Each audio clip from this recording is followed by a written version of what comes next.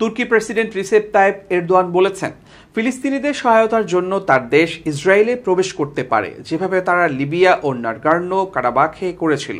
Recep Tayyip Erdogan তার নিজ শহর রিজে ক্ষমতাসীন একে পার্টির এক সভায় বক্তৃতাকালে বলেন, আমরা অবশ্যই খুবই শক্তিশালী, ফলে ফিলিস্তিনিদের প্রতি ইসরায়েল যেসব অদ্ভুত কাজ করতে পেরেছে আমাদের সাথে পারবে না।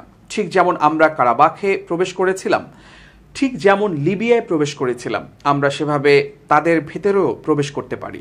রিসেপ তাইপ এরদোয়ান আরও বলেন, আমরা এমনটা করব না, এর কোনো কারণ নেই, আমরা অবশ্যই শক্তিশালী আর এই ধরনের পদক্ষেপ গ্রহণ করতে পারি। তার এই বক্তৃতা টেলিভিশনে প্রচার করা হয়। এরদোয়ানের এই মন্তব্যের পর ইসরায়েলি পররাষ্ট্রমন্ত্রী ইসরায়েল কাটজ এক্সে বলেন, তুর্কি প্রেসিডেন্ট সাদ্দাম হোসেনের পদাঙ্ক অনুসরণ করে ইসরায়েলকে আক্রমণ করার হুমকি দিচ্ছেন।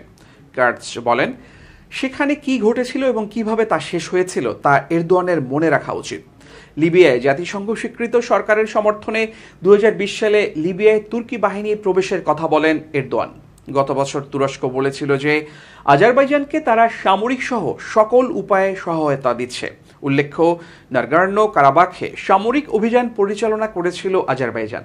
তবে আজারবাইজানের সামরিক অভিযানে সরাসরি হস্তক্ষেপ করার কথা অস্বীকার করে তুরস্ক।